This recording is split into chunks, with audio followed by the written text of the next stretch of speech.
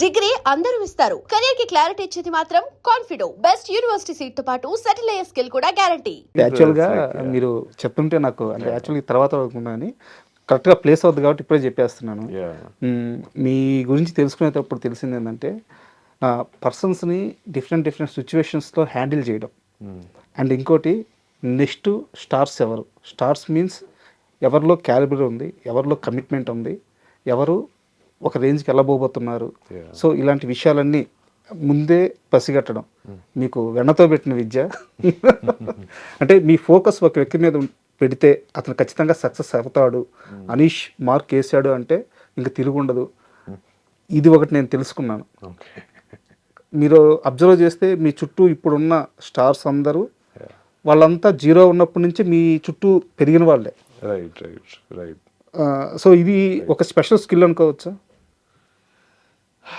I don't know, Andy. I mean, yeah, I think special skill uncoach, I think. Maybe, see, one thing I've been gifted with is being able to spot talent. Correct. You know? ఒక వ్యక్తిలో ఒక చిన్న talent, అది ఏ skill అయినా ఉండొచ్చు. Acting అవ్వచ్చు, music అవ్వచ్చు. Of course నా ఫీల్డ్లో ఎక్కువ నేను యాక్టర్స్ పనిచేస్తాను కాబట్టి being able to identify a certain X factor in ఒక ఇండివిజువల్, వీళ్ళని కాస్ట్ చేస్తే వీళ్ళు చేయగలుగుతారు, వీళ్ళు లేకపోతే ఈ క్యారెక్టర్కి వీళ్ళు సెట్ అవుతారు. I don't know, it's a gut instinct. అంటే it's a natural thing. I think see ఇప్పుడు సో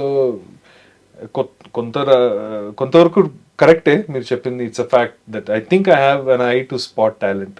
అందుకే నేను చాలా మంది, ఈవెన్ ఫస్ట్ టైం టెక్నీషియన్స్తో చాలా మందితో వర్క్ చేశాను. అంటే డిఓపీస్ అవ్వచ్చు, ప్రొడక్షన్ డిజైనర్స్ అవ్వచ్చు, కాస్ట్యూమ్ డిజైనర్స్ అవ్వచ్చు. ఫస్ట్ టైం వాళ్ళకి వాళ్ళతో ఒక ఛాన్స్ తీసుకోవచ్చు అని నాకు అనిపిస్తే నేను ఐ గో ఫర్ ఇట్. ఎందుకో అది ఒక గట్ ఇన్స్టింక్ట్ అనుకోవచ్చు. అది అలాగే జరిగింది. అది అప్పుడప్పుడు చాలాసార్లు అది వర్కౌట్ అవుతుంది, అప్పుడప్పుడు వర్కౌట్ కూడా కాదు. So yeah. అంటే అనీష్ లైఫ్లో మరో ప్రత్యేకమైన వ్యక్తి మెగాస్టార్ చిరంజీవి. అంటే ఇన్స్పిరేషన్ విధంగా. సో 90s ఆ పీరియడ్లో ఆయన అసలు విజృంభణ. సో అలాంటి టైంలో మీరు తెలుగు సినిమాకి కనెక్ట్ అయ్యారు, చిరంజీవికి కనెక్ట్ అయ్యారు. సో ఇది మీకు ఎలా ఉపయోగపడింది?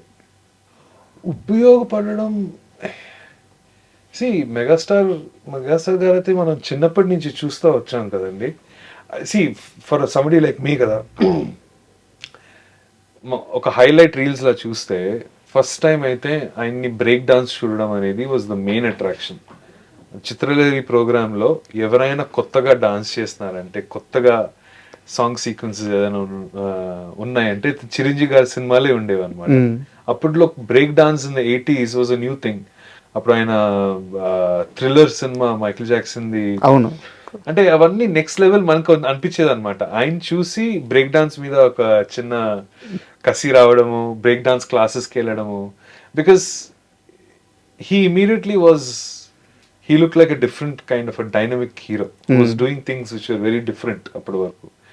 సో అక్కడి నుంచి కట్ చేస్తే 10th క్లాస్లో నాకు గుర్తుంది, చాలా రోజుల తర్వాత చిరంజీవి గారు మళ్ళీ కంబ్యాక్ చేస్తున్నారు గ్యాంగ్ లీడర్ సినిమాతో.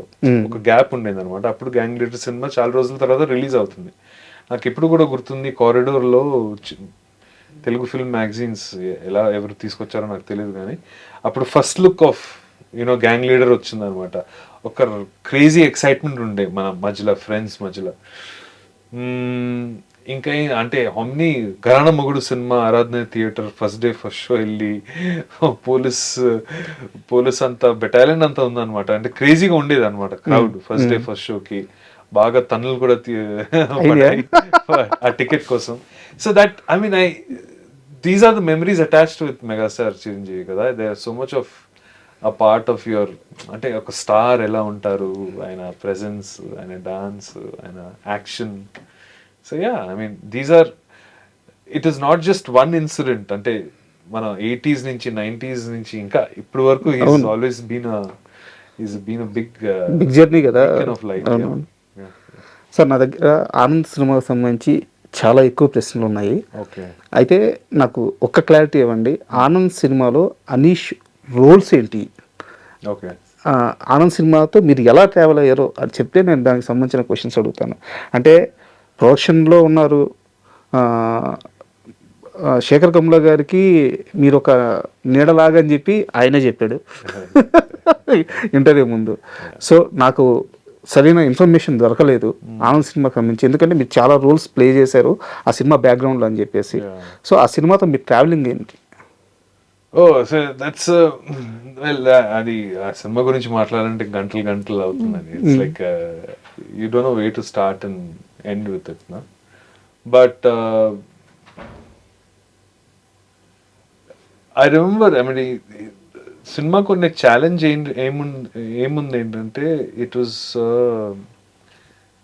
అది శేఖర్ రాసిన థీసిస్ స్క్రిప్ట్ అనమాట. ఆయన ఫిల్మ్ స్కూల్ గ్రాడ్యుయేషన్ కి రాసిన థీసిస్ స్క్రిప్ట్. సో దాన్నే ఇంకా తెలుగు సినిమాలో తీద్దామని అనుకున్నారు. అది డాలర్ డ్రీమ్స్ తర్వాత ఆనంద్ మధ్యలో ఆల్మోస్ట్ ఒక 399, సో యా ఆల్మోస్ట్ ఒక 2.5-3 years గ్యాప్ ఉంది.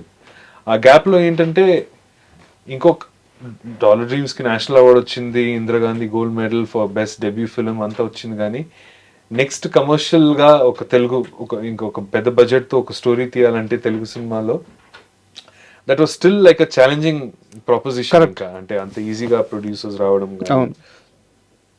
సో ఆ period of time was very interesting. అంటే శేఖర్ ఐ థింక్ మళ్ళీ ఆయన జాబ్ అంతా హ్యాండిల్ చేసుకుంటా మళ్ళీ ఐటీ ఫీల్డ్ లో వెళ్ళారనమాట before coming back in Anand.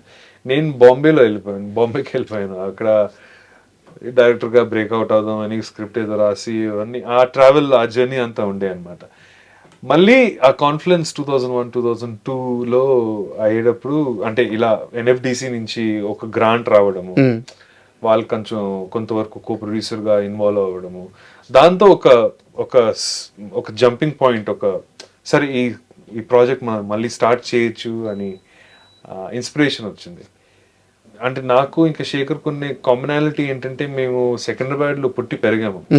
అక్కడున్నే వాతావరణం కానీ, అక్కడున్నే జనరల్ సెన్స్ ఆఫ్ కమ్యూనిటీ కానీ, పద్మనాభ నగర్లో కానీ, మెట్టుగూడలో కానీ, మరట్పల్లిలో కానీ, నేను ఉండేది తార్నాకల్లో కానీ, ఒక సిమిలర్ కైండ్ ఆఫ్ ఒక ఈథాస్ ఉంటుంది లైఫ్ గురించి, అంటే జనాభా గురించి, రిలేషన్షిప్స్ గురించి. అప్పటి వరకు ఉన్న తెలుగు సినిమాల్లో దట్ వాజ్ నాట్ రిఫ్లెక్టెడ్. ఈ కైండ్ ఆఫ్ ఒక టేక్ ఆన్ పీపుల్ రిలేషన్షిప్స్, వాళ్ళ లైఫ్ స్టైల్, అంటే ఈ కైండ్ ఆఫ్ ఎమోషనల్ ఫ్లేవర్ అనొచ్చు. ఈ కైండ్ ఆఫ్ టోన్ లో ఎవరు చూడలేదు. అంటే and we were just there with అంటే this material that Shekhar had written, it just